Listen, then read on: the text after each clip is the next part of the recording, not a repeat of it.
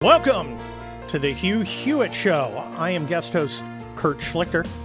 I'm a senior columnist at townhall.com. I'm the author of such books as The Attack and the co-author of Los Angeles, which are right behind me, co-authored with my wife, Irina Moises.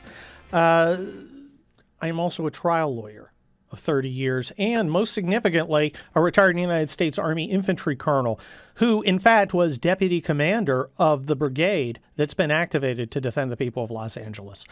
Back when I was in law school, after I served in the Los Angeles riots in 1992, I published the first law review article on civilian support to, or military support to civilian operations.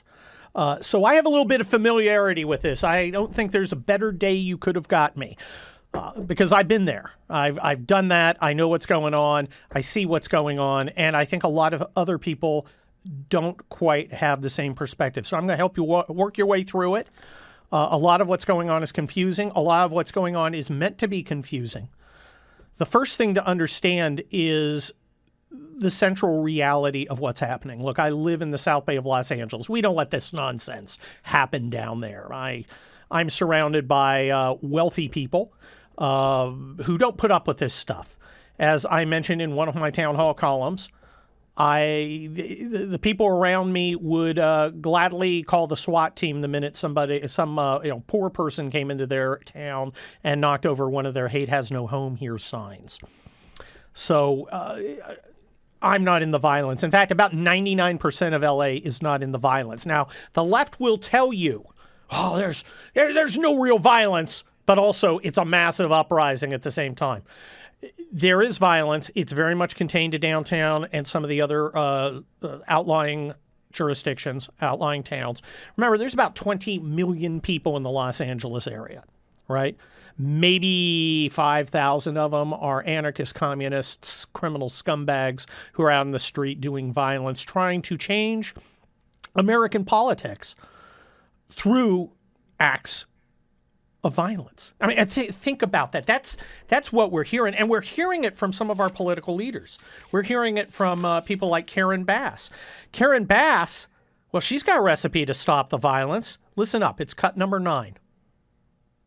You have a situation like we did in the last Trump administration where kids were afraid to go to school because they weren't sure their parents would be there, where people were afraid to go to work. And you just think about the disruption in families. You might have a father that's going into a warehouse or a plant. You might have a mother who is serving as a child care worker on the other side of town, either in somebody's home or not.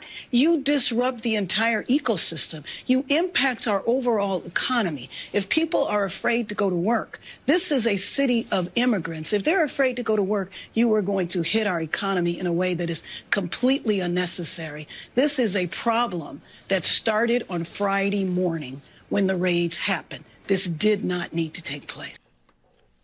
Well, you know, what she's saying and what she has been saying is effectively, if you enforce the federal law as you promised when you were running for election, we're going to tolerate violence. And that violence should stop you from doing it. In other words, violence should be a tool of political change. It's a legitimate way to sideswipe the democratic process, to get around it. It's an end run, and it's all right. That's what she's saying. She's saying ICE has to stop. And then the violence will stop. No, thank you. No, thank you. I didn't sign up for that, and most Americans didn't. You've got to see the. You've got to understand that outside of the regime media, which keeps telling you there's no violence, it's mostly peaceful, and in the background, you know, you got cars exploding and things. It's all a lie, all a scam. And if you want the mistress of scamming, the lying, low-life dirtbag. I'm trying to keep FCC compliant here when I talk about Maxine Waters, but I remember her pouring gasoline onto the fire in 1992 when I was out on the streets with 3rd Battalion, 160th Infantry suppressing that riot. It's cut number 8. And even those who were out of step with what we are advocating, peaceful protest, did not create any violence. Nobody was shot. Nobody was killed. Get it in your head. And so when martial law is called, what are you going to say? I missed the point. Don't miss the point, you all. Don't think that somehow, because they called out the National Guard, there was violence. There was no violence. I was on the street. I know. And I went from downtown detention back out into the community, talking to people what happened in Paramount, what happened in Compton, what happened in Inglewood. So, first of all, get it straight. And don't just rely on what you're being told or the few incidents that you saw. With Maxine Waters, it's always a challenge to try and decide whether she's stupid or she believes you're stupid. Now, I take option number 3. I think she is stupid, and I think she understands that most of her supporters are likewise stupid people. To tell us that there is no violence when we're sitting there looking at the violence. I mean, she is a living meme of the guy standing in front of the burning building saying, fiery but peaceful protests. Oh, there. And if you're watching on the Salem News Channel, you're watching people standing on burning cars, waving Mexican flags. You know, the banner of some third world country here in the United States that he would burst into tears if he was going to be deported to, and he should be deported. Every single illegal alien should be deported. And I got to tell you, among conservatives after the last few days, that's become the moderate position. Boot them all out. What is this whole thing? Okay? People are, oh, it's a riot. It's in chaos. It's not that much chaos, really. There is some violence. There is some idiots running around. But it's not like the LA riots. Okay? LA riots were kinetic. What do I mean by kinetic? It means force. Right? People were getting beaten up. People were getting killed. And when the Marines and the Army got on the streets in Los Angeles in 1992, again, I was there. My unit was the first on the street and, of course, last to go home 3 weeks later. We used physical force to suppress the riots. This is not what's happening right now. Okay? This is not a kinetic operation. This is an information operation. It is designed to shape the narrative. What the Democrats are trying to do through their cat's paws, who are these activists. Remember, the activists are the violent wing of the Democrat Party. They provide deniability. They are attempting to show you, you have no choice. You've got to surrender to us or we will hurt you. And how's Trump respond? Well, they decide to take on the master of communication, the best communicator, gosh, maybe since even before Ronald Reagan. He understands what this is. It's an information operation.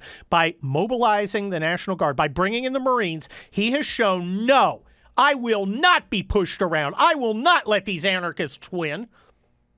He has provided a safe haven for Americans to say, no, I'm going to side with the resistance to chaos, terrorism, and criminality. I want to welcome somebody who I enjoy greatly, particularly since she laughed at me in arena so heartily in Florida when we were sitting there, our mouths open in amazement at the rainstorm that just came and passed through in like 30 seconds one time. She's a New York Post columnist. She is the host of the Carol Markowitz Show and the Normally podcast co-host. Carol, how you doing? Hi, Kurt. So nice to be on with you. That's one of my best memories, when you and Irina ran towards the rain. Yeah, we were fascinated because it was like at a part of the year where you don't have rain, except in the tropical paradise that is Florida. Apparently they do. It was crazy to me. Speaking of crazy, look, you're a co-host of Normally, the podcast, I think, with Mary Catherine Ham. How are normal people reacting to all this nonsense in Los Angeles right now? Well, it's so funny because the argument from Democrats and their liberal media friends, you know, basically the same team, is it's not happening everywhere in LA. It's only happening in some places in LA. It's not everywhere that's a war zone, Kurt. It's just some places, which doesn't make me feel better, wouldn't make me feel better if I was in Los Angeles. So I would say the normies are watching this and saying, you have to get this under control. How is this a bad thing that Donald Trump wants to send in help to stop this? And you can't allow this to go on. And I don't care if it's only in 4 blocks of Los Angeles. You have to stop it now. Well, look, Carol Markowitz, it seems to me that this is a direct attack on the democratic process, because you have the Democrats who have a supermajority in California, and they're essentially saying, our cat's paws, which is what these activists are. They're the military wing of the Democrat Party. They just exist. Any difference is just to establish deniability. If you don't stop doing what Donald Trump promised to do when he was elected, there's going to be violence. So we're going to have to do political change through the threat of violence. It's crazy to me. Right. And look, he got elected on this message of, I will stop illegal immigration at the border, which he has successfully done, and I will deport illegal immigrant criminals who are here in this country and should not be. And that is an easy thing for most people to get on board with. The fact Democrats are fighting this so hard and making people like Abrego Garcia into folk heroes and having margaritas with them and saying we have to bring them back into our country, and we find out that he is a trafficker of people. It's really mind-boggling. And as you know, I'm an immigrant. I think that the conflation of, look, this is a country built by immigrants, and that's why we have to let all these people who came in illegally stay, is ridiculous. That is not what immigration was supposed to be about. It wasn't supposed to be about just showing up to the country that you feel like moving to and demanding that they pay for you to be there, which is what a lot of these people have done in the last decade. I think that the process is broken beyond all belief. And again, as an immigrant, I'm like, don't involve me in your conversation. I'm not part of this. I think illegal immigration is horrible, and what we've allowed to go on is horrible, and so do most legal immigrants. Well, Carol, it seems to me that the left, for whom the revolution is the big thing, has hijacked this particular topic. But there's been another topic that we've been talking about for about 18 months, which is the Israel's retaliation for the sick depravity of October 7th. How are these movements intertwined? Why do you see somebody getting up with a Palestinian flag right next to a guy with a Honduran flag? Well, like you said, it's the omni cause. It's the leftist omni cause. It's all the same thing. That's why in climate marches, for example, 5 years ago, 10 years ago, you'd see people waving the Palestinian flag. It's all one leftist cause, and that cause is revolution. So I think when people say, why should we care about Israel? Who cares about Israel? I get that perspective. It's America first all the way. But the fact is that the people who oppose Israel oppose America too. The omni cause comes for us all. Well, Carol, my feeling about the issue in Gaza is, I am an unreserved supporter of Israel. I don't think they've been anywhere near harsh enough. I think the fact that there are still Hamas members drawing breath is a tragedy. But I would have written off the hostages day one, and I would have gone in and I would have annihilated anybody in Hamas who didn't beg to surrender. And that's actually how the American military would have operated. Why has Israel not done that? It's certainly not cowardice, because the IDF has been unbelievably brave. Why have they been so kid glove with these people? Right. I fully agree with you. They have been kid glove. And the thing is, they couldn't write off the hostages. The country just wouldn't have stood for it. It's a small country. Everybody's related to everybody. It's very like you're 1 or 2 steps removed from everybody. You can't just abandon the hostages. I fully understand the impulse. And, obviously, war strategy probably said that would have been the right move, but as a political thing, it could have just never worked in Israel. But in general, these are peaceful people. Israelis are very peaceful people, especially the ones who were targeted on October 7th. Those were the biggest peaceniks of all. They lived in the kibbutzim. They were peace activists largely. And so this idea that Israelis want war, they want a war to continue or any of this, all they want is to live in peace and to have their lives and to live normally the way that everybody else wants to live. And this idea that they, are brutal and all of that it's just not true, as we've seen over the last, 18 plus months of this. And you're absolutely right. They just did not go hard enough. I think you're right that they should have gone harder, and they should have taken Trump up on his turn Gaza into a resort while that offer was on the table. Well, Carol, I'm very concerned about the rise of anti-Semitism, not just on the college campuses, which are a giant boiling cesspool, but within the Democrat Party. I think there are clearly there's clearly a significant anti-Semitic presence within the Democratic Party that's influencing their policy. I've never seen anything like it. What can we do to stamp that miserable pathogen out? Well, it is the far left, and it is seeped into the Democratic Party at every level. I saw it coming. I've written about it for over 10 years. When Mayor Bill de Blasio of New York City, back when I lived there and he was mayor, would say, "Oh, anti-Semitism is something that only exists on the right." I would say it literally only exists on the left at this point. Jews were being beaten in the streets of New York. Brooklyn is #1 for violence against Jews in America. These things happen in deep blue areas. I mean, the main thing is get armed, stay armed, protect yourself, protect your Jewish neighbors. Don't let this leftist omni-cause come to your doorstep. And, we all live freely when we are armed. Carol, I think that is the wisest thing I have heard in a long time on the Hugh Hewitt program. If you can concealed carry legally and you're morally and tactically competent, you ought to be carrying a gun all the time, because you need to protect yourself, your family, your community, and your Constitution. It's things we do every day here on the Hugh Hewitt Show. Where else except during a guest host session by me, Kurt Schlichter, senior columnist at townhall.com, former trial lawyer, retired Army colonel, author of those books behind me, which you should go get immediately, would have bumper music by X? I'll tell you the answer. Nobody, because I rock. You know what else rocks? Getting yourself in the shape you want to be in. My PhD weight loss, 864-644-1900. Dwayne, you went through the PhD weight loss process, and my gosh, you are a mere slip of the Dwayne. Well, I'm still here. Yes, I've lived to tell the tale. Yeah, it's been like 2.5, 3 years. Yeah, it has. You lost how many pounds? 50. And you kept off how many? Probably 46 of them. And 40, you bounce 44. around. In a week, you may be 50 down, you may be 42 down, whatever. But you're looking good. You're feeling good. I feel great. It's you have the energy to deal with Kurt Schlichter in a guest host session.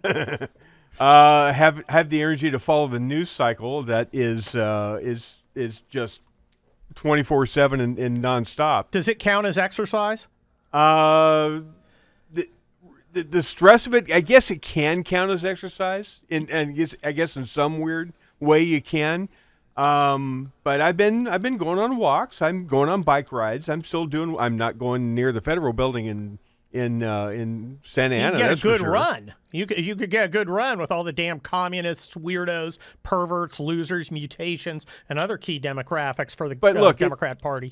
It works. It's a very methodical, proven way to lose weight and keep it off. You don't have to worry about shots and drugs and all the artificial stuff. It's just a good natural program to be able to lose weight. You've done it. You are the proof. How does someone get in touch with PhD weight loss? Best way is to call 864-644-1900, or you can go to myphdweightloss.com. Well, I suggest you do if you want to change your life for the better. Now, look, we have had all hell's breaking loose in L.A., but not really.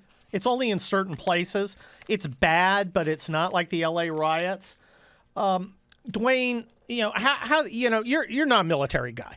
No, and you're not a lawyer. I look at this stuff and I have a very a perspective of someone who's mentally broken and unsalvageable. But you're a normal person. What does a normal person see when they look at this stuff happening? A normal person looks at this and wishes that there was law and order and that this kind of nonsense would stop. The Democrats are absolutely inciting this. They are saying, well, we want the protests, we want the protesting to continue. We just don't want it to be violent, but we want the protests to continue. Wrong. That's not what you say. You can say, go home. There's different. Vote. Do something different than what is going on right now, because it is causing all sorts of damage. When you've got the mayor of Los Angeles saying the only way we're going to stop all this lawless behavior is if the Trump administration and ICE ignores federal law on immigration and embraces lawlessness at the national level. That's the only way we're going to fix this. So we have a mayor and a governor literally saying that we couldn't win at the ballot box, so we're going to use violence to intimidate you into not enacting your part. Does that sound like democracy? Because I heard our democracy's in danger. Sounds like it's in danger, Dwayne. We're holding, the Democrats' attitude seems to be, we are holding law and order and civil order here.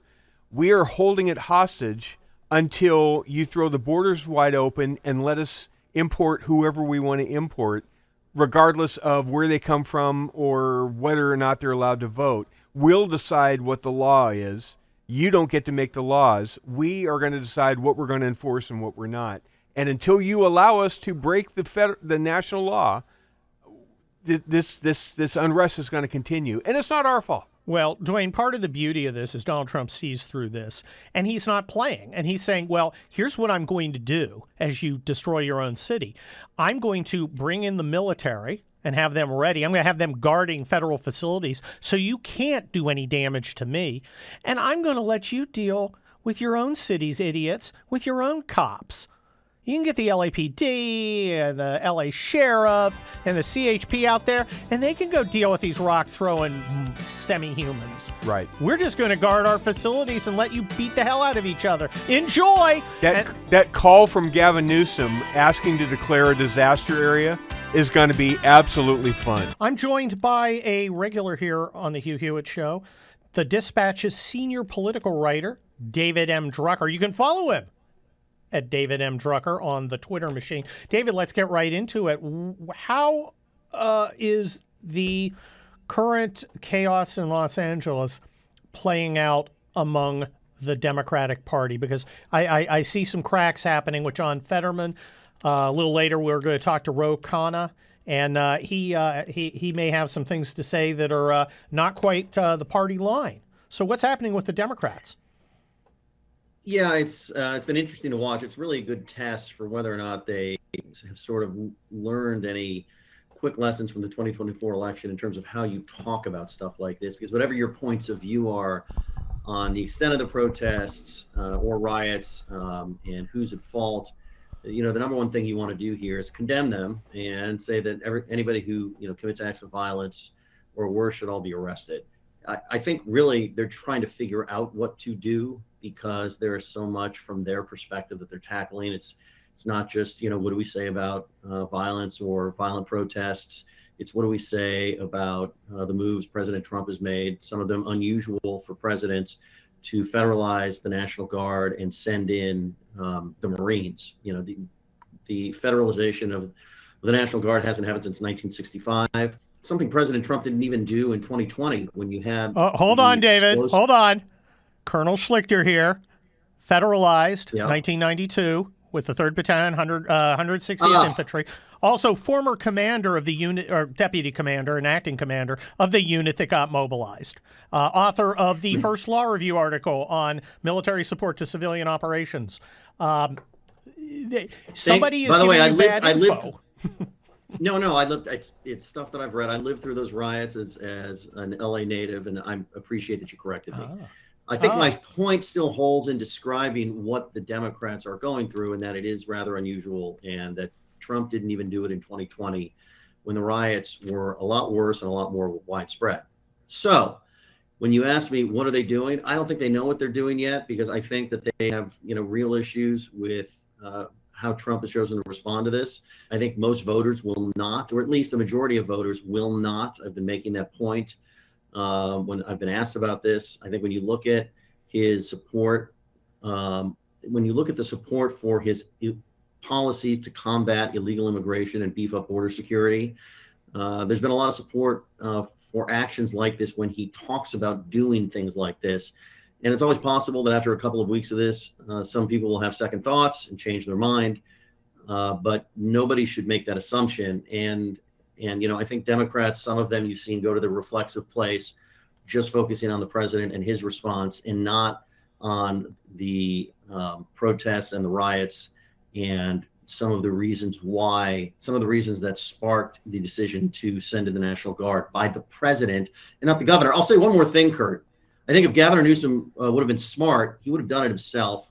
Yes. He would have cut the president off at the pass, and he would have said, we're not accepting this, that, I'm with you. I totally get it. And, we hate Trump, and, how he's handling this is wrong, but we don't commit acts of violence. We protest peacefully. That would have been a much better move, I think, than what he's chosen to do. At least that's my initial read. Look, I think you're dead right on this. I think also Trump is using these guardsmen perfectly. If you look at the units they brought up, which are infantry, not any of the military police battalion or brigade, they are using them for point security. They are guarding federal facilities. They're not out there busting heads or running and gunning like the 1992 riots, which are extremely kinetic. So Donald Trump has gained the image of strength by bringing up the National Guard, and he's got the Marines on call as well, but they're not actually doing anything. They're leaving it to the LAPD, LA Sheriffs, CHP to actually do the work on the street. Let me ask you, how do you think this affects Gavin Newsom's chances of becoming president in early 2029? Well, it all depends, right? This could play well in a Democratic primary if he runs, and then he can say, I stood up to Trump, I told him to arrest me, blah, blah, blah. It could also, work against him in a general election if he's running against, somebody who says, what's going to happen if we have unrest? What's the governor going to do about it as president? I also think it's, true that these things are not static, and it is possible that people, in the coming weeks and months will decide that the president overreacted, again, because this is localized and they might take issue with it. So it's very hard to predict, but I think my initial, read is, I think if you're a Democrat, you want to be on the side of law and order, so that you can protect yourself from criticism and cut off Republicans at the pass as a political matter. And I think you have to understand that one of the reasons why the president's numbers have remained, relatively okay for him in the mid-40s is because even though there's been a lot of dissatisfaction with his handling of the economy from time to time, there has not been dissatisfaction with his handling of border security at all.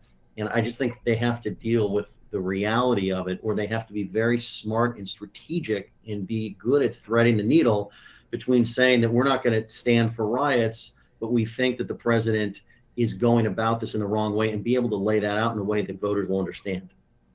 Well, David Drucker, I think the only Democrats I've seen who followed your advice are John Fetterman, who seems to be a true maverick, and Ro Khanna has some interesting perspectives on it too. Are there any other Democrats out there saying, wait a minute, this is not okay, this violence has to stop, and not on the condition that Donald Trump stops enforcing the laws he promised to enforce, because we don't give in? Yeah, I haven't seen it yet, but this is a relatively new development in the world, and so it'll be interesting to see what Democrats are saying about this next. Well, let me ask you one key question. We only have about 30 seconds left. I've seen Republican fundraising off this. Have you seen any Democrat fundraising off this? I have not, but I wouldn't be surprised if I have missed it, because I'm sure there are some progressives in deep blue districts that are going to focus on the president's use of the National Guard and the Marines, et cetera, to say all sorts of things. And I've got plenty of liberal friends who find this whole thing unconscionable. Well, thank you, David Drucker, Dispatch's senior political writer and a regular here. I'm guest host Kurt Schlichter. That's Social Distortion, with its cover of the Rolling Stones' Under My Thumb. I am proud to have the best taste in bumper music in all of conservative radio. I'm also proud to be the author of such books as The Attack and Los Angeles with my beautiful wife, Irina Moises. And you can pre-order the forthcoming American Apocalypse, the Second American Civil War, on Amazon right now. American Apocalypse. Go out and pre-order it. Heavy read. If you thought The Attack was heavy, well, American Apocalypse is. But you're gonna, I don't know if enjoy it's right, but you're gonna be glad you read American Apocalypse. And you're gonna be glad if you give to Angel Tree. It's that time of year. We're doing another drive to send kids of prisoners off to camp. And it's a life-changing experience for these kids. But I want to focus on what it's going to do for you. Okay? Because, look, a lot of us are blessed. I've been blessed with the chance to do remarkable things, write those best-selling books, be a partner at a law firm. I got the chance to serve our country for 27 years. I got to grow up in the beautiful California of before Gavin Newsome. I mean, I'm a lucky cat. And I tried to give back. And what I did is last time I was here, I'm an Army officer. My commission has not expired. I never do anything or never ask anything that I wouldn't do. And I gave the princely sum that I received for guest hosting at the Hugh Hewitt show. I donated that to Angel Tree last time. And now I challenge you to do it. Send a kid to camp. $200. $200 can send a kid to camp, connect him with the gospel, maybe save him from a nightmare life. Okay? The children of prisoners didn't do anything wrong. It's our obligation to help, and we've helped 234 of them already. 234. Can you make it 235 right now? That's my challenge. Make it 235. It is life-changing. Here's what Rochelle has to say. When you give to Angel Tree Camp, you are making changes for generations. I've been at camp for 15 years, and I've seen kids come through, and they will be the last in their generation in broken homes and in drug addiction. I've seen it. I know these kids personally. Their entire lives are changed. Their kids' lives will be changed. And the gift that people give, so it truly is an investment, and the impact grows and grows exponentially. You can give any amount at HughHewitt.com. Click on the Angel Tree Camp banner at the top of the page, or phone your gift to 888-206-2764. That's 888-206-2764. Hey, I did it. You can do it. Who's stepping up right now to be number 235? Who's number 2? Do I see a hand out there? Who is it? Somebody has got to be 235. I was also an Army colonel, an infantry officer, and I'm retired, and I'm going to be on my best behavior because I'm afraid if I'm not, my next guest may recall me to active duty and have me swabbing out Pentagon toilets. I'd like to welcome to the Hugh Hewitt program not only a great patriot and a literal war hero, but a personal friend, Sean Parnell, the Pentagon spokesman. You can follow him at Sean Parnell, USA. Sean, welcome to the Hugh Hewitt Show. Hey, it is great to be here. And, I would never call you back to swab toilets. I can't do that to you. You're a fellow infantry guy. You can't do that stuff. Oh, you'd let me make coffee for generals. But I'd have lieutenant colonels making coffee for me. I know. Let me just tell you, the first time I was in the Pentagon was 3 months ago when I was first nominated to do this job by the president. And I'll just tell you, lieutenant colonel, that rank doesn't go very far in this building. It's a very rank-heavy building. I've walked through it one time. I think I saw more field grade officers in just a 30-second walk than I did in a 30-year career. Sean Parnell, look, people who don't know it, they're looking at, if they see on your lapel, looks like an airborne badge, looks like a combat infantry badge. You were in the field. You were a war fighter at the tip of the spear. Now you're 3 months in the Pentagon. What is that transition like? Well, I'll tell you, I think my time in the field has given me a greater appreciation for the work that needs to be done and done right here at the Pentagon. Everything that we do, Kurt, I just feel like it can have a disproportionate effect and negative effect if we make the wrong decisions on the people that are on the ground.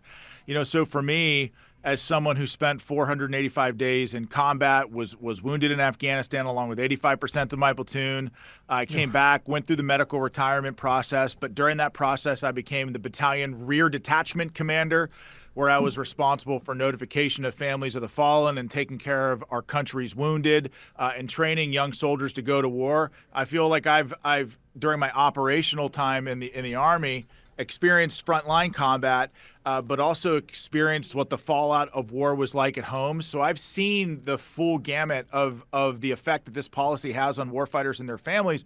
I think it's given me a better perspective in this job as I work with the secretary and other great patriots on his staff to try to craft policy that best suits our warfighters and their families. So it's a great honor and privilege to do this job as it was to serve this country, 19 years ago. I mean, Kurt, I was just thinking about this.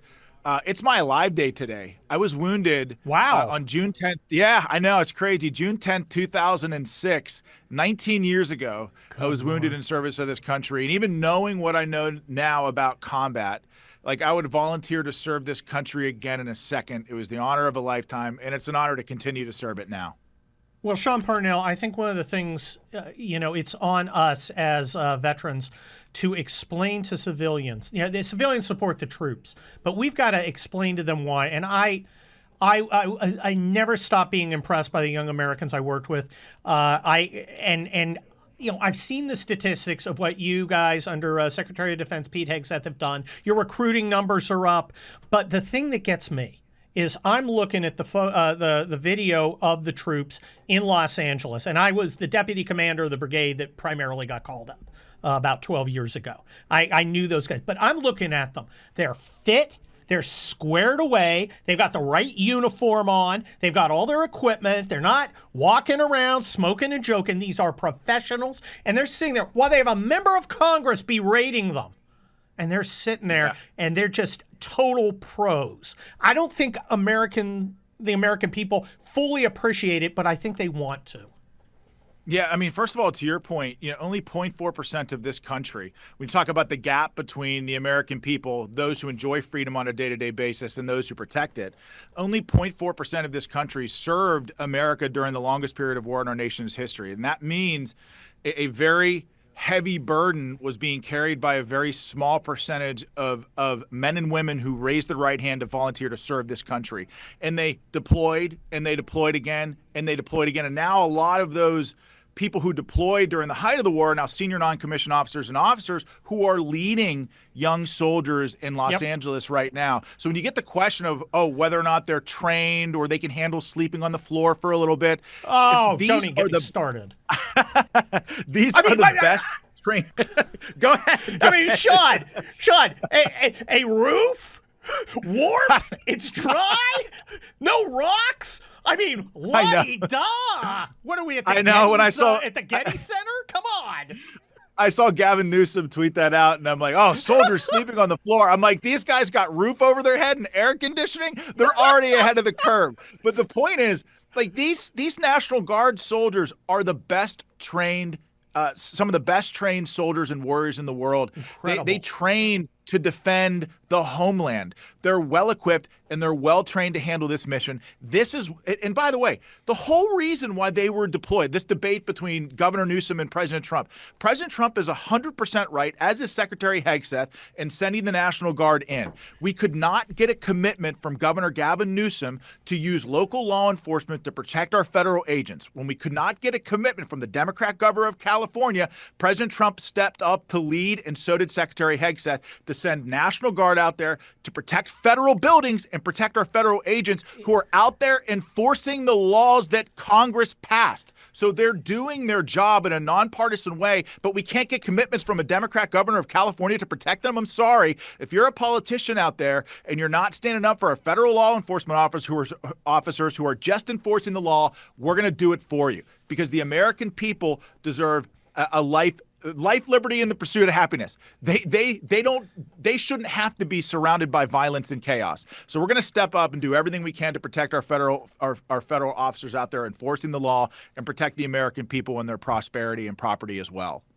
Well, what I'm really impressed by, and I published the first real law review article on military support to civilian operations after I went out in the Los Angeles riot, which was under the Insurrection Act, so posse comitatus did not apply. This is not a posse comitatus mission. Posse comitatus is an IQ test. If you bring it up, you are dumb and don't know what you're talking about, because these guys are doing point security around federal buildings. Okay, they're not out there breaking heads and arresting people. You would have brought the MP brigade in California online if you wanted to go out and arrest people, and you would have done it under a different authority. So don't listen to the nitwits. I've had to correct so many people about what's going on, but I've been watching you guys, waiting to see if you guys didn't understand it, because the Pentagon didn't understand it back in my day, but you guys got it down. And those guys are great. I mean, those soldiers are top notch. They are. And, I appreciate President Trump, and I appreciate Secretary Hegseth's decisiveness as it pertains to protecting and defending American property and the American people. We saw, the 2020 riots and the death and the destruction. People rampaged across this country for months with almost no consequences. They surrounded the White House, laid siege to the White House. They battered and bloodied over 40 uniformed Secret Service agents. There were next to no consequences for that. They tried to burn down St. John's Catholic Church. We're done with all of that, right? If we see violence and we see chaos and we see people, fighting aged males, waving foreign flags on the streets of America, there's a word for that, right? It's called invasion. We're going to step up to protect the American people and their ability to pursue life, liberty, and the pursuit of happiness in this country, because that is our job. And we take an oath to protect and defend the Constitution. Sean Parnell, it's been 10 years since I retired. This is the first time I'm thinking, maybe I wish, just maybe. Thank you, Sean Parnell, Pentagon spokesman, American hero, and my friend. I want to talk to you real quick about Angel Tree. Angel Tree is our annual campaign to send the children of prisoners to a camp for a couple weeks. And it's not just any camp. It's a camp where they can get away from the situation they're in with an incarcerated mother or dad, maybe both. They can learn values. They can encounter the gospel. This is life-changing, folks. Now, I mentioned I was an Army officer. Still am. My commission has not expired. That will also become relevant in a minute. I believe that you lead the way. Okay, I never ask anybody to do anything I didn't. Last week, I was guest host on Hugh Hewitt. I donated the princely sum which I earned doing this gig to Angel Tree. And it was enough to brighten the lives of some kids. So we've done 234 kids so far. 234. Are you going to be 235? Be 235. Get out there. Listen to how life-changing this is. This is Rochelle. When you get to Angel Tree Camp, you are making changes for generations. I've been at camp for 15 years, and I've seen kids come through, and they will be the last in their generation in broken homes and in drug addiction. I've seen it. I know these kids personally. Their entire lives are changed. Their kids' lives will be changed. And the gift that people give, so it truly is an investment, and the impact grows and grows exponentially. Who wants to be number 235? Who's going to step up? Right? You got a bunch of Americans right now who've stepped out of their lives to go and protect Los Angeles. I'm talking about the guardsmen that I used to be deputy commander of back when I was a deputy brigade commander. Those were my guys 12 years ago. They've stepped up. You can step up. Just $200. We'll send a prisoner's kid to camp for an entire week. But you can make a gift in any amount. It doesn't matter. Go to HughHewitt.com, click on the Angel Tree banner at the top of the page, or phone in your gift at 888-206-2764. That's 888-206-2764. Wow. We just had, if you were listening, we just talked to Sean Parnell. Sean Parnell is the spokesman for the Pentagon. He is a certified war hero. His Purple Heart, he was wounded 19 years ago today. This is his live day. He saw a lot of action. I saw a lot of... There's like a spider hanging down in the control room here at the Hugh Hewitt studio. But it's okay. I didn't hurt the spider. Don't worry about the spider. There he goes. Look, he was injured 19 years ago today. Again, I did nothing except perfect attendance. But it's guys like Sean Parnell who really know what's going on. And it is great to have folks like him and Pete Hegseth, another guy with a combat infantryman's badge, another guy who served his country in combat, at the helm, leading the way. And there is... Pete Hegseth went up on Capitol Hill today, and he was testifying, and it was pretty amazing. A Democrat House representative decided she was going to step to this infantryman. She was going to talk to him about the troops in Los Angeles. And Pete Hegseth thought, oh, I'll just let him say it. Mr. Secretary, we're both from Minnesota. I was in the Twin Cities during the riots that followed the murder of George Floyd. Tens of thousands of protesters took to the streets for days. Governor Walz made the decision to call up the Minnesota National Guard. At no point did we need the citizens of Minnesota request that the Marines be deployed. Our state and local law enforcement, along with our National Guard, who have worked on crowd control, they were more than enough. They were more than capable of handling this situation. History has proven that law enforcement and the National Guard are more than capable of handling situations more volatile than what happened this weekend. We all see the continuous loops on TV, but this looks nothing like the George Floyd protests or the Rodney King riots in Los Angeles in 1992. Mr. Secretary, this is a deeply unfair position to put our Marines in. Their service should be honored. It should not be exploited. Well, Congresswoman, thank you for the question. You are right. We are both originally from Minnesota, which is why I recall 2020 quite well, when Governor Walz abandoned a police precinct and allowed it to be burned to the ground, and also allowed 5 days of chaos to occur inside the streets of Minneapolis. Oof. Did you hear that? That's what we call calling for fire. Fire for effect, Secretary of Defense Pete Hegseth. I know what it's like to be called up. Okay, I was called up for the Los Angeles riots, the Northridge earthquake. I commanded forces about 1,300 in northern San Diego County during the 2007 firestorm. I remember I left and, while I was gone, my kid fell and broke out his 2 front teeth. And Arena, co-author of the book Los Angeles, had to go deal with that while I was off commanding soldiers. Well, I dropped everything to do it. Like all these guys.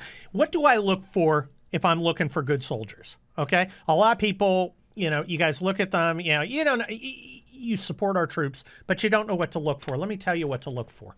Okay? I look for military bearing. Are they standing around smoking and joking, or do they look like professionals? These guys out there in LA, they look like professionals. Are they wearing uniform?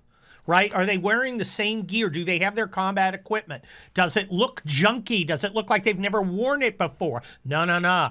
These guys were fit into it. Okay? They were experienced. I saw not as many as I used to, but I saw right shoulder patches. A right shoulder patch is called a combat patch. It's shoulder sleeve insignia, but we call it a combat patch. It means you were in a combat zone. Doesn't mean you were being shot at. I mean, I got mine, and I was so far in the rear you'd have to send FedExes of bullets to hit me. But these guys, they look solid. There are a lot of combat patches. Not everybody. The younger guys don't have them. That's a little unusual now. I saw NCOs, non-commissioned officers, sergeants going among the guys. I saw officers out there. I saw the company commander out front. Guys, that was my former unit, and I got to say, I know the new commander. He worked for me as a staff officer, and he's fantastic. These are great Americans. Thank you for supporting them. Say a prayer for them. Make sure they come home safe to their families. The Marines too. We're just watching the news feed as this is going on. Donald Trump is standing in front of the 18th Airborne Corps with their maroon airborne berets, talking to them about Army's 250th anniversary, which will be on the 14th. 250 years. The United States Army, the decisive branch of American military power, the key component of the United States military, which is the greatest engine of human freedom in mankind's history. My gosh, they're going to have we're going to have a Army birthday parade in Washington, D.C. this week, and it's going to be incredible. And I fully support it. You, the American people, have provided nothing but amazing support to our people as long as I've been in. I mean, when I came home from Desert Storm, a lot of the Vietnam vet guys, because I was a young lieutenant then, they were like, they're not going to, you're going to get the same garbage we got. No. No, I never got any abuse. I never got any hassle. I got people thanking me for my service. I didn't serve. I just showed up. Okay, there are real heroes out there, and I wasn't one of them. But the American people have been great, and today is a great day. Every day is a great day to celebrate them. But when we have that great parade in Washington, D.C., that will be a great time to celebrate. I know who's not celebrating. Dwayne, you hipped me to something really incredible with our friend Gavin Newsom just a little while ago. Oh, Dwayne is otherwise engaged, so I'll tell you the story. Donald Trump at a gaggle said, "Hey, I talked to Gavin Newsom for 16 minutes. I told him what a terrible job he was doing. I told him he needed to, get his head in the game and get things squared away." Right. And no, Trump goes on. Gavin Newsom decides he's going to tweet, "Donald Trump never talked to me." It's a lie. It's a lie. It's a lie. It's a lie. All lies. So in the most Trumpian move of all time, Dwayne, you tell him. You fill him in. He gets on Air Force One on his way to Fort Bragg, and he sees this tweet from Gavin Newsom saying, "He never called me. It's a lie. How can you believe anything he says when all he does is lie, lie, lie, lie?" Trump looked at his phone and saw the call log to Gavin Newsom, and he called his friend John Roberts of Fox News and talked to him off air and said, "I called him once, it went into voicemail. I called him back a second time, he picked up, talked to him for 16 minutes, told him to get his hindquarters, get off his hindquarters and do something about the riots." And he says, "If you want proof, I'll send you proof." He screenshotted his cell phone with the call logs to Gavin Newsom and sent it to a reporter, sent it to John Roberts, which of course instantly went public. That's like, that's a big move. I'm getting collateral mortification damage here because, Trump couldn't own Gavin Newsom any harder if he literally had a pink slip that read Gavin Newsom. Yeah, it was. So far, Gavin hasn't responded to that yet. I'm not sure what he would say in response to that. Oh, yeah, I forgot. I did talk to the President of the United States. He told me to get my stuff together. Have you forgotten? Yeah, I forgot about that. Did you forget about the last time you talked to the President of the United States? Yeah, I think I might. I think I might be able to. I've never actually talked to him. He did send me a copy of one of my articles that was actually, hey, the case against Donald Trump in 2024. Right. And he typical Trump, he didn't send me the one that said the case for. He said the one the case against. He goes, "You're gonna be really happy with what I do." And somehow you remember that. Oh yes, that is. I have it framed. I'm going to put it up in my office in Texas when I get out of this godforsaken state. Just follow the trail of Waymos. The Waymos! They're sending the robot cars out of town because the scumbags are summoning them and then destroying them. Flaming Waymos. Flaming Waymos. I remember. Which would be a great band name. Yeah, well, that's what I'm saying. I think I saw somebody that opened up for Flaming Waymos once. It's Old Order, the New Order cover band. Old Order, yes. Yes. But Flaming Waymos. Flaming Waymos, baby. Flaming Waymos. Joined by the Washington Examiner's chief political correspondent, Byron York. You can follow him at Byron York on the Twitter machine. Byron, welcome to the Hugh Hewitt Show. Thank you. Good to be here. Well, look, let's get right into it. On a scale of 1 to apocalyptic, how bad is this current chaos in Los Angeles for the Democrat Party's message? It's pretty bad. Pretty bad for the reasons that Rui Teixeira, the moderate Democratic strategist, said, which is, I'm looking for the quote right now, which is that basically what's happening in Los Angeles it hits all the wrong notes for Democrats politically.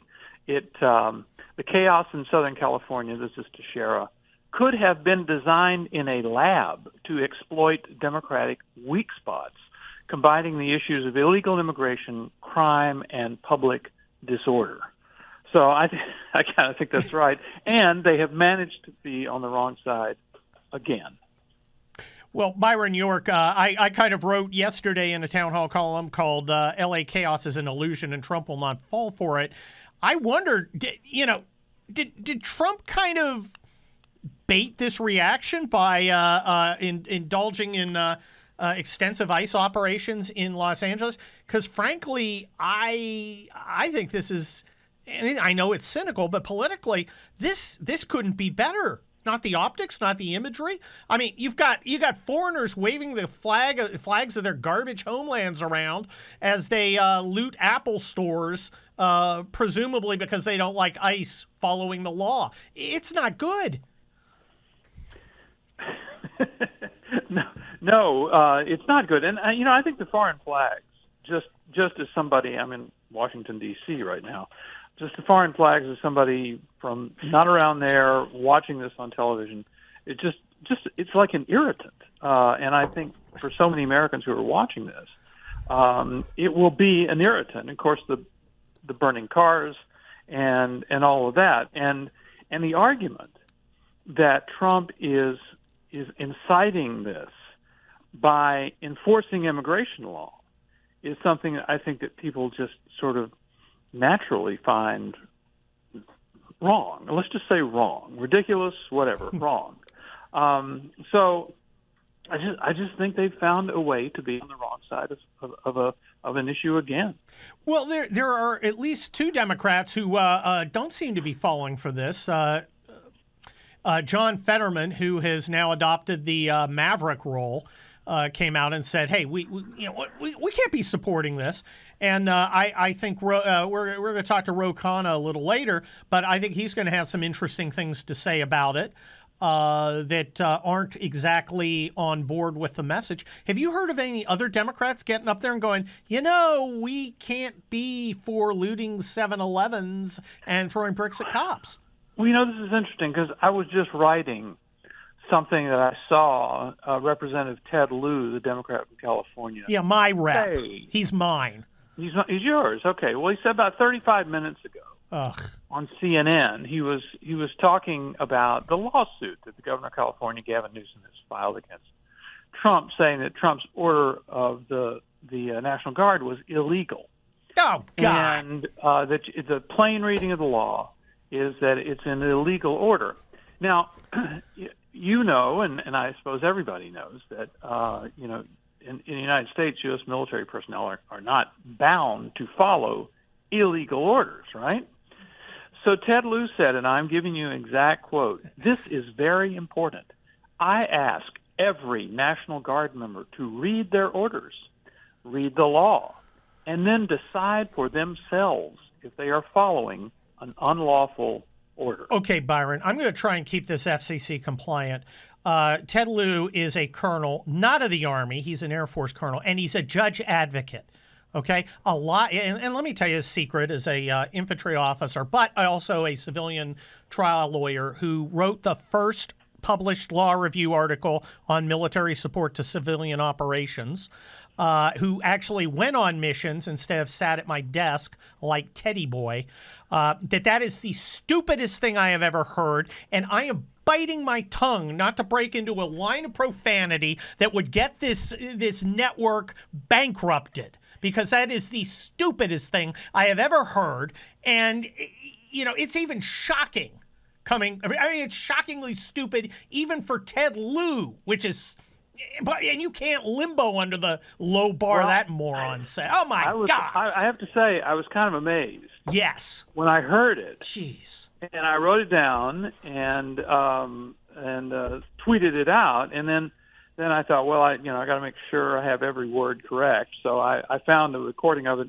and then I tweeted the precise quote, which is what I just read to you.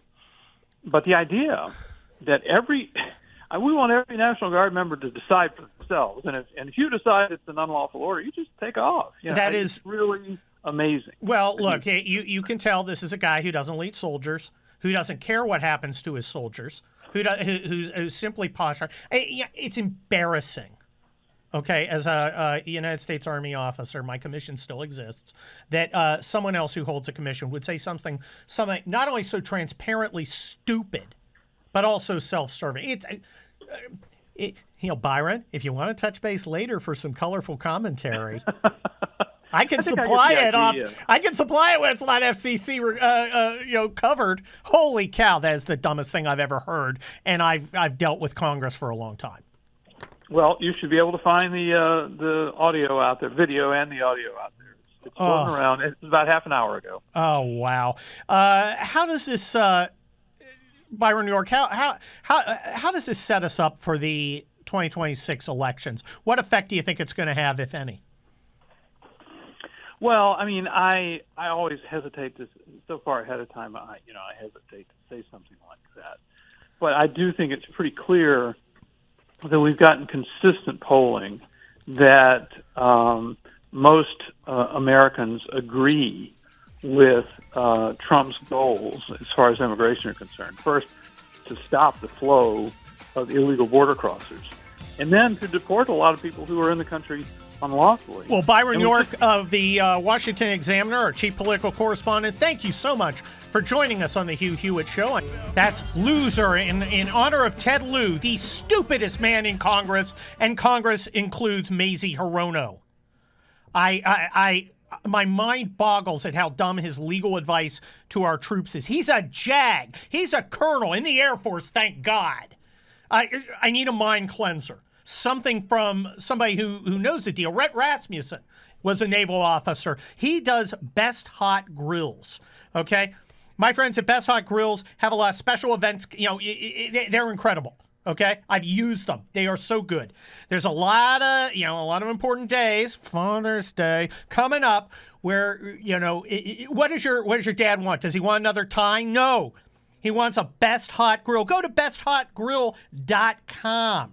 A Solaire infrared grill heats up to 1,000 degrees in just 3 minutes. It gets hotter faster than a Waymo on Alameda. Nice. Nicely done. Maybe you're hitting the road or having a staycation. Best Hot Grill. Solaire infrared grill.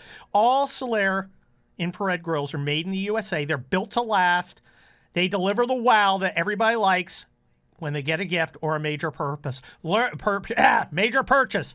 Learn more about the amazing Solaire infrared grills at besthotgrill.com. That's besthotgrill.com. Something made from a real patriot, a real officer who's not going to get his troops in a bunch of trouble by saying stupid things like Ted Lieu did. Well, you should evaluate your orders to see if you should go out.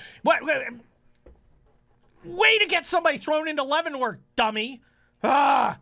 American Federal, 800-221-7694. There are a lot of good reasons to buy gold and silver. Bank failures, digital currency, volatility, the fact that there are idiots like Ted Lieu in Congress. You need to protect yourself. AmFed Coin and Bullion is the choice for precious metals. If you ask AmFed's owner, Nick Grovich, to simplify the case for precious metals, he's going to tell you that when Franklin Roosevelt recalled all the gold in circulation, he paid people with paper money.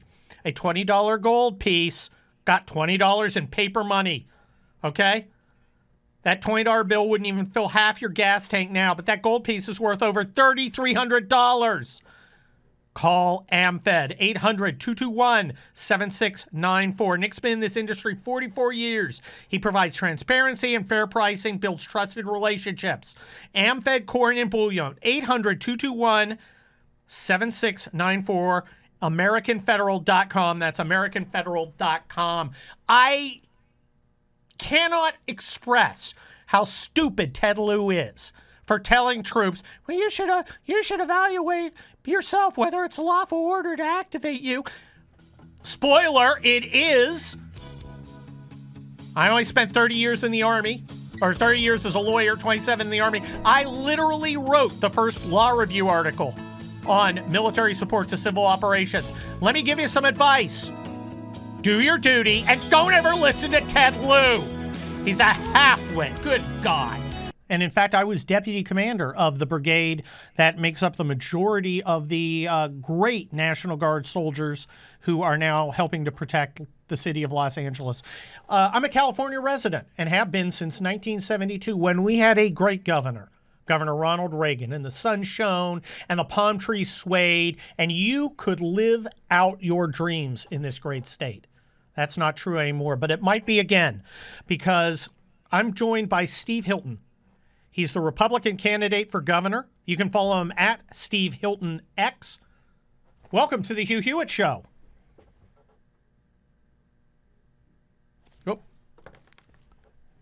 Oh, I got it. I got you now. Go ahead, Steve.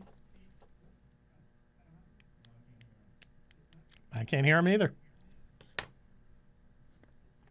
Well, while we're working on Steve Hilton, while we're working on getting Steve Hilton back, let me tell you about the California that was. The California I grew up in. We got here in 1972, came from Kansas City.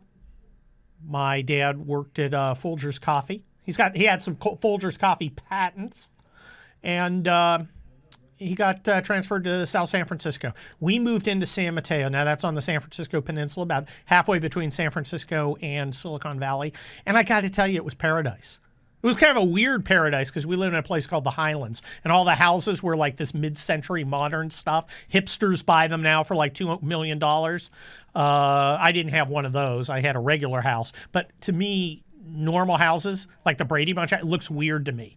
If you don't have like a hip mid-century modern house, it looks alien to me. That's just kind of a way my mind is tweaked. If you know San Francisco and the peninsula and the Interstate 280, I lived on that canyon where the Flintstone house is. I grew up right on the edge of the woods. It was a beautiful time. And there was no rich people there. They're all rich now. All the houses are $2-3 million. But it was a middle-class area. My dad had a Dodge Dart.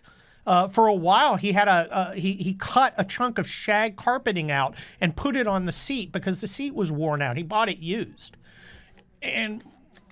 but everybody was like that. Nobody was rich. We were just normal, and it was a great life. We would go out, play. We could go in the woods. We could ride our bikes around. Weirdos, losers, and mutations weren't going to get us. There wasn't some homeless junkie sitting on the corner. Man, if you were a bum and the San Mateo sheriff saw you, you'd be lucky if you got to the county line. And the schools. I had normal school teachers, Mrs. Barnhart, Mrs. Heath, Mrs. Parsons. Oh man, she was hot too.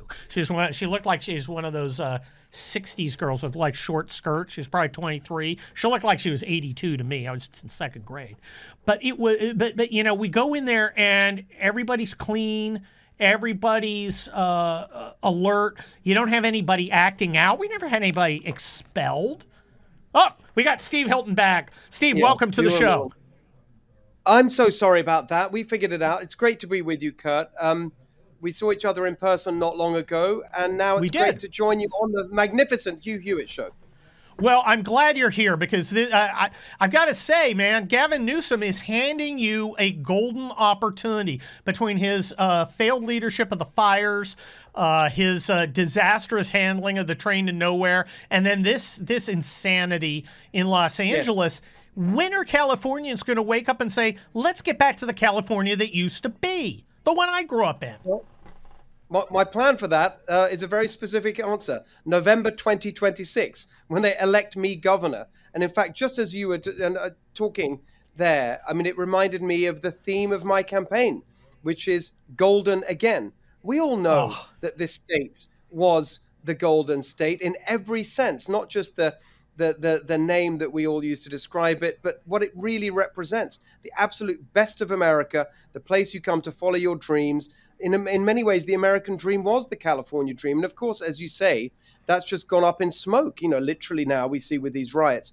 And on every single issue, we have the worst outcomes in the entire country. And these riots in Los Angeles, I think in many ways crystallize the absolute collapse of governing authority and competence that we've seen on every single issue. But it really crystallizes it in a way that's so shameful and shocking. And I'll give you a sense of it, Kurt. I'm in downtown Los Angeles. I've been being out there in the streets, including last night. But the thing that's amazing to me, when you see the sort of total collapse of any kind of authority and law and order and any attempt by the authorities, I don't even want to say leaders, because they're not leaders in any sense. But any attempt to impose standards of civilized behavior. And actually the little detail that I think that captures it all is, as well as the the rioting and setting cars on fire and all this stuff that we've seen, the vandalism, smashing up small businesses, in particular small businesses belonging to immigrants who are supposedly the people they're trying to protect. On top of all of that, you've got the absolutely vile and disgusting graffiti everywhere, every single surface covered in graffiti of the most virulent kind, including, I mean, it's F this, F that everywhere, and including F Israel. What's that got to do with anything these protests are supposed to be all about? It just shows you've got an absolutely violent left-wing mob, rent-a mob coming out, causing mayhem, and they know that nothing will happen because this is a pattern now. Just the other weekend in Los Angeles, right? Not on the same scale as this, but you saw the same type of behavior. It was a illegal party on a rooftop of a warehouse, got out of control.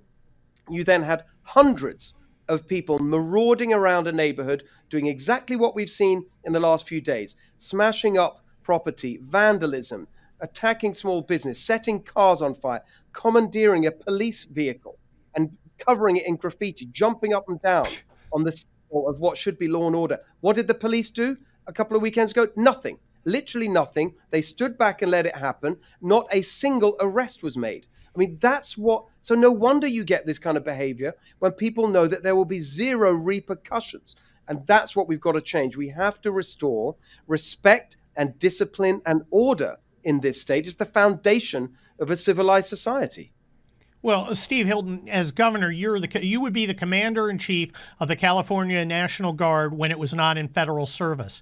And, it was called to federal service by Donald Trump, but that was because Governor Newsome, who allegedly the commander-in-chief, refused to bring it out for state active duty, in which it belongs to the state. Posse comitatus doesn't apply. Would you have called the National Guard out to support law enforcement to get this insanity under control instead of making Donald Trump do the hard work and heavy lifting?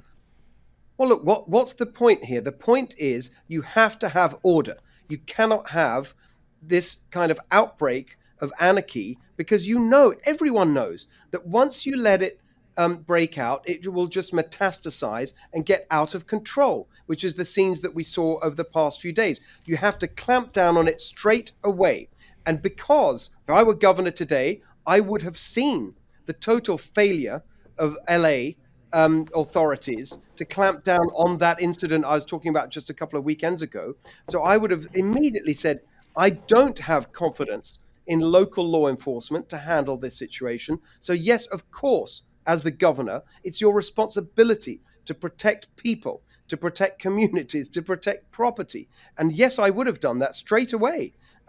Now, the question is, why do we have this incredibly passive posture from law enforcement in Los Angeles? Is it because the police chief is operating under the wrong instructions from the mayor? Or is there a problem with the police? We just don't know. But I think that's a lot of it, Steve Hilton. We've got a hard break coming up. I want to thank you, Steve Hilton, gubernatorial candidate for next year, for coming on the Hugh Hewitt Radio Show and expressing the love of the great state of California as it should be and as it will be again if you elect a leader like Steve Hilton. I'm very, very excited. I've been hoping for a chance to talk to this gentleman. It's Representative Ro Khanna from California's 17th District. Congressman Khanna, in a way, we're neighbors. I grew up just off the Bunker Hill exit on 280. I expect you know where that is. I of course do. I thought you were going to tell me you grew up near Bucks County, Pennsylvania. That's where I grew up, but now, of course, represent Silicon Valley. Well, my wonderful cousins, the Fergusons, are still out in Bucks County. But look, I want to thank you for showing up here because it's very rare that we ever have a chance to explore what people who may not agree with us think in an atmosphere that's not filled with acrimony. So I've got a few questions for you. Primarily, why are you actually here on the Hugh Hewitt Show? And has anyone given you grief for coming on with Hugh Hewitt? Well, I'm a huge believer in free speech. I believe we need to engage people who we disagree with respect, and also look for areas where there's common ground. I also believe it's so important for politicians in particular to be challenged intellectually. Hugh is a terrific interviewer. He's always very tough but fair, and he challenges ideas. And so in this country, we need more dialogue with each other. That was the founding when you had Jefferson and Madison have heated disagreements. That is our tradition, and we need to get back to that. Well, Representative Khanna, look, I'm a trial lawyer. You're a lawyer. I am not going to cross-examine you here, and I'm not going to debate with you. I want to learn what you think about these issues, and so does my audience, because they haven't heard your side made in a compelling and respectful way. Now, you've been spoken about as a potential presidential candidate. I just saw the article in New York. I'm not asking you to announce here, though if you want to make some news, you are perfectly welcome. Our folks are very smart and savvy. As lawyers, we always start with a procedural question. Hypothetically, if you were going to run for president, you're kind of famous for not taking any PAC money. You don't take any corporate money. If you were to run for president, how could you do that without tapping those sources? Well, first of all, I think Bernie Sanders showed that you can run a grassroots campaign with a lot of individual contributions. And while I disagree with Donald Trump, and remember in 2016, everyone thought he was going to put in a lot of his money, but a lot of his funding came initially online. And I just think that the politics has changed. People don't like PACs. They don't like lobbyists. They don't want super PACs in primaries. And people, if their message is resonating, ordinary Americans will step up and support them. Representative Khanna, look, despite being from San Mateo, I'm about as America First conservative as you can get. But you're here reaching out, and you'll have to reach out if you decide to run for other office. What are 3 areas where you would shock me that we would agree? I mean, something like, well, I support concealed carry reciprocity. If you get a gun license, you can carry a gun in any state. That would stun me, and I'd sit back and I'd go, yeah, I'd like to hear more. What are 3 things that would stun my audience and make them say, this is a guy I got to pay attention to? First, my private email to Twitter leaked where I said you cannot suppress the Hunter Biden laptop story or censor or take off the New York Post journalist.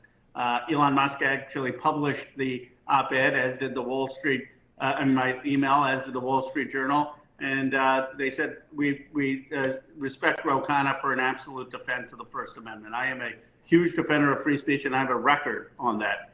Second, I have been a vocal critic of NAFTA, of China's ascension into the World Trade Organization, or the hollowing out of our manufacturing base.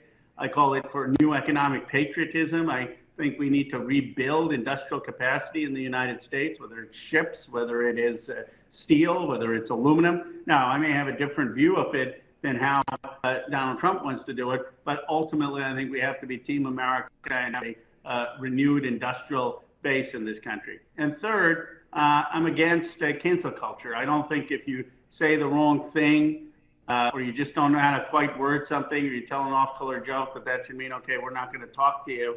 And a lot of times people feel not included and they feel judged. And I think we've got to make people respected. We got to recognize the American people are really smart. If we're not connecting, the problem's not with the voters, it's with what we're saying.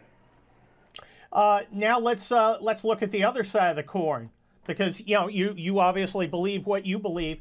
What are 3 policies that you would enact if you had the power to that would drive me up the wall, that would just make me pound my head into my desk? I would raise taxes on billionaires and raise taxes on the ultra wealthy. I would make sure that we had Medicare for all. Everyone should have health care in this country. That you still have private doctors, private nurses, but I don't like private insurance and how they're ripping off the American people. And have Medicare negotiate for those drug prices. That part, I think there could actually be bipartisan compromise. And I'd raise the wage. I believe Americans deserve a higher a higher wage. Those are progressive policies, progressive economic policies that I support. Well, first of all, I have to note, you actually answered my questions. And as a trial lawyer, I certainly appreciate that.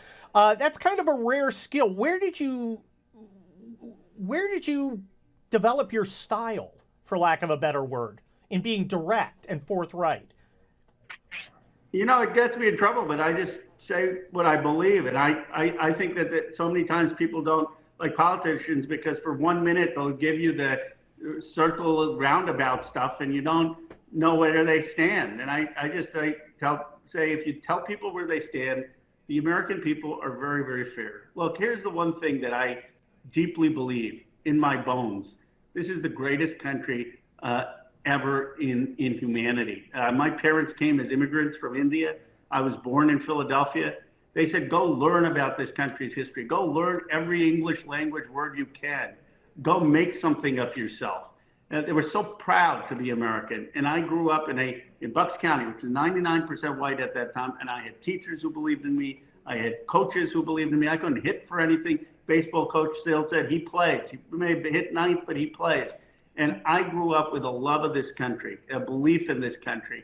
And you know what? You can't fake it. Either you have it or not. And if the American people sense that you love this country and what you're trying to do is move this country forward, make sure we're leading over China, making sure we're the preeminent country, making sure that everyone has a shot, they'll give you a benefit of the doubt. They'll say, yeah, you know what, that kind of guy, I don't agree with him on Medicare for all. He probably wants to raise taxes on the wealthy too much, but his heart's in the right place.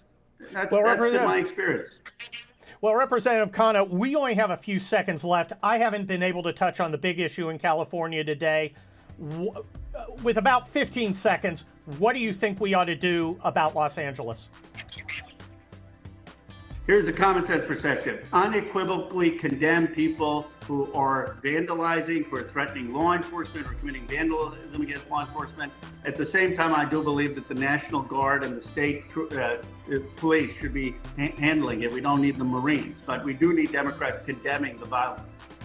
Thank you, Representative Ro Khanna. I'd like to thank you for helping out with Angel Tree. Angel Tree is the annual campaign to send children of incarcerated parents off to camp. Gives them a wonderful life experience, gives them a break from sometimes very tough lives, exposes them to the gospel. Okay? So far, your generosity has sent 234 of these kids to camp. 234. I'm challenging you to be 235. And I know what you're saying. You're saying, Kurt, you're an Army colonel. Your commission has not expired, though you've retired. Why aren't you leading the way? Why are you asking me to do something you didn't do? I am not. I did it. I donated last week's princely stipend for guest hosting on the Hugh Hewitt Show to Angel Tree Camp to send some kids out. Are you going to step to it? Are you going to step up? There are a bunch of Americans right now who've left their civilian lives to go and help others. They're called National Guardsmen, and they're fantastic. I know. I was the deputy commander of the brigade they came from.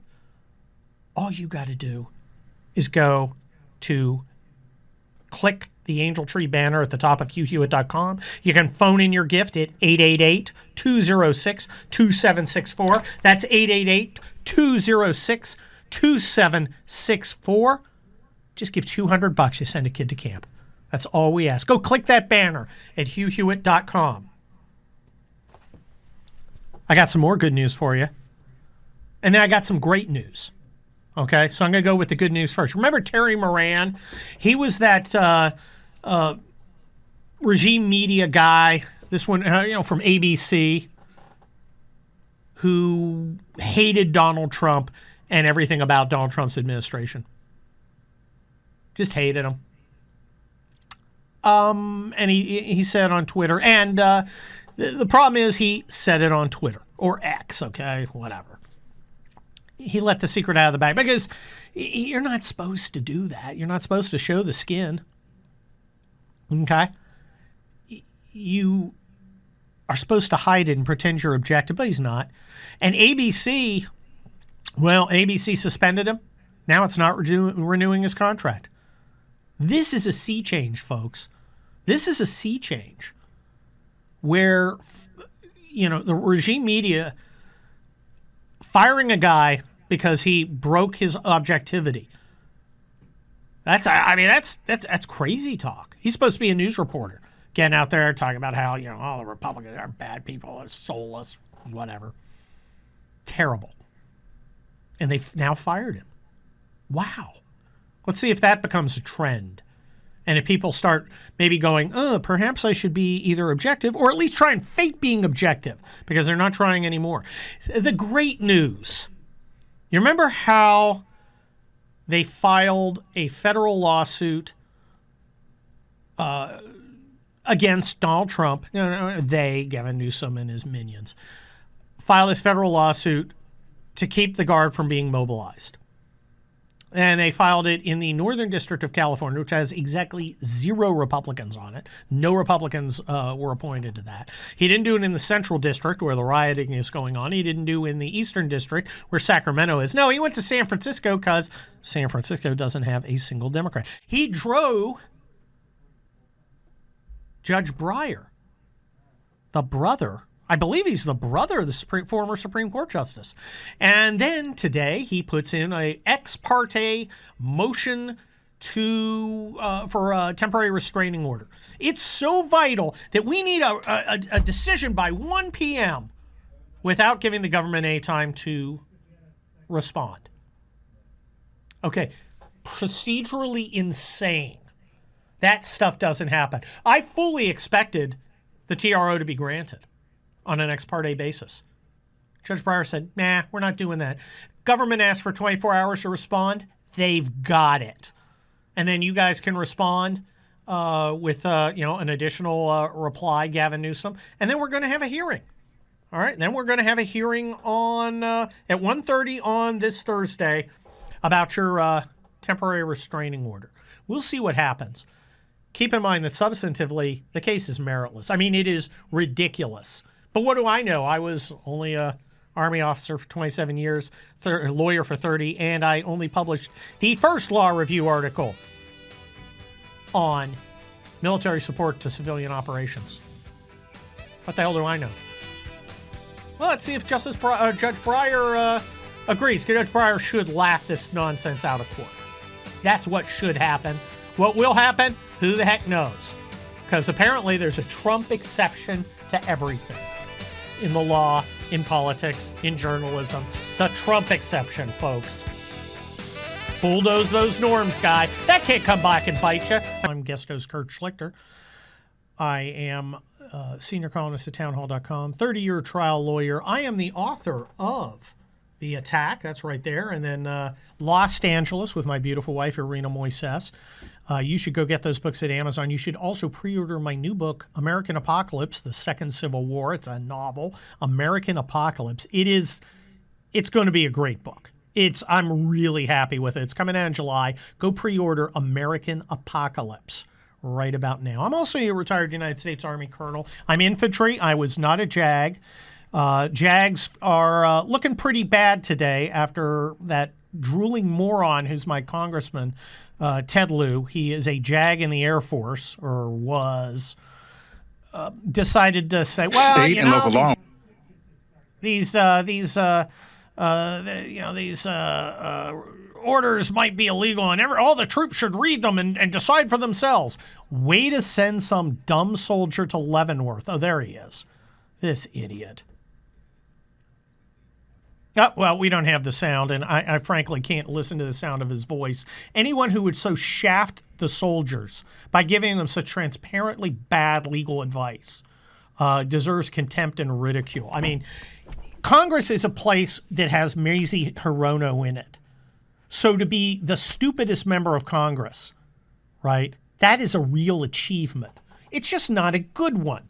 And all I can say is, thank you for being part of the Air Force instead of the Army, which is celebrating its 250th anniversary this weekend. 250 years of crushing injustice, terrifying dictators, and killing commies. The Army. I am so psyched for the march in Washington. President Trump right now, he is out there in North Carolina talking to the guys of the 18th Airborne Corps. You can tell they've got the maroon berets. He's got them behind him. Take a look I'm a colonel, so I know kind of what to look for. When you look at those soldiers, and they are strack. Strack's the word we use when something's in line, set up, according to standard. It's strack. Look at those maroon berets, the saucy berets, kind of going off their head. They're purple. Well, they're maroon, and those guys are all airborne. They jump out of airplanes. I jumped out of airplanes. Look, and Trump, of course, was watching a airborne insertion out at one of the fields. I got to tell you, I jumped. I'm what's called a 5-jump chump, right? You go to airborne school. It's about 3 weeks long, and you have ground week where you're learning how to fall, because this parachuting with the T-10 parachute, or the kind of parachute you use for mass jumps, is basically controlled falling. Second week is tower week. They bring you up on these giant towers, like 200 feet high, and let you go and just float down. And then there's jump week, the third week. And I'm remembering from like literally 40 years ago, because I went to jump school in November of '88. And you jump about 1,250 feet, and you go out of the airplane. I got to tell you, the first time, no fear. I thought this was great. The second time, I was like, oh no. And it was, and of course, they always put the little female lieutenants first, and they jump out of the airplane. And so all the guys behind him are like, I better jump, because I'm not going to, little small female jump. I'm jumping. Actually, I remember one private. He gets to the door, turns around, looks at the jump master, who's a big sergeant, says, I'm not jumping. Just like in Apocalypse Now. And he, sergeant kind of goes, okay, grabs him and throws him out of the airplane. And, he probably finished the course, and he got his little silver wings. I remember jumping, and, at one time I came so close to the aircraft, I remember looking at the rivets on the body of the airplane as I passed by. Okay, I did it 5 times. I got my badge. I have worn that badge on my uniform ever since, and never jumped out of an airplane again. But those guys at Bragg do it for a living. And Donald Trump went down there to honor them, and they just look great. I mean, just such proud soldiers, in shape, squared away, uniforms, nice. And that's what I look for. I look for military bearing when I'm approaching a unit. And I saw that with the California Guardsmen. Now, keep in mind, I was deputy commander, acting commander of the brigade. Brigade's about 5,000 folks that was partially mobilized by Donald Trump. Those guys were 79th Infantry Brigade Combat Team from the 40th Infantry Division. Long storied history through World War II, Korea, World War I, actually, and of course the late unpleasantness in the global war on terror. And I looked at these troops. I'm looking, okay, are they out of shape? Are they kind of, smoking and joking, hands in their pockets, kind of, nope. They're looking good. I'm looking at their equipment. Does their equipment look like they just drew it and kind of assembled it and it looks all disjointed? Nope. It looks like it was fitted. It looks like it was comfortable. It looks like they'd been in it and out in the field. I looked how they were carrying their weapons. Was it like, what the heck is this thing? Or were they comfortable with it? Okay. I was looking for non-commissioned officers. I was looking for sergeants. Are there sergeants there working by the troops, talking to their men? Where are the officers? Are the officers in the back, having coffee and donuts? Or are they out walking around, seeing what's going on? They were seeing what's going on. How do they react to stress? Well, you had that braying moron, that useless donkey, Maxine Waters. Again, if you're dumber than Maxine Waters like Ted Lieu is, congratulations, man. You just got a gold medal in the stupid Olympics. Well, she's out there, and she's the one, when I was out in the LA riots, 3rd Battalion, 160th Infantry, under Colonel Bill Wenger, who's one of the greatest officers ever, just a legend. I was in his Humvee throughout the whole riots. She was stirring up trouble, stirring up violence. She's out there. She's braying at these troops. And you know what? They're just standing there ignoring her. They're just letting it. You're nothing to me. You're nobody. Oh, she was mad. I'm so proud of these soldiers. You should be so proud of these soldiers, these great Americans who leave their regular lives to come out and serve their country, whether it's in war or natural disasters. I did LA riots. I did the Northridge earthquake. I did some other stuff. I commanded troops in the San Diego fires in 2007. I am so proud to be a California Guardsman. And, there's just a little bit of me that wishes I still was. But it's for the younger guys now. Give them all the support and prayers that you can, that they come home safe. Man, I've had a lot of fun. Thank you guys for sitting in with Harley, Adam, and Dwayne, of course, providing the rhythm section. As I see myself as the obnoxious lead singer who can't actually play an instrument. So kind of like the Replacements. No, because Paul Westerberg, the lead singer and guitarist and main lyricist of the greatest band in music history, actually did stuff. I think more Davy Jones. I think I'm kind of pounding the tambourine while you guys are not actually. Well, Mike Nesmith could play. The other guys, they kind of had the Peter Tork could play. I have a good friend who knew Peter Tork. He was a great guy. He could play. I love the Monkees. Why are they not in the Rock Music Hall of Fame? They are fantastic. Well, why did it take this long to get Warren Zevon in the Hall of Fame? Well, I don't know. I've got a lot of bones to pick with the Rock and Roll Hall of Fame.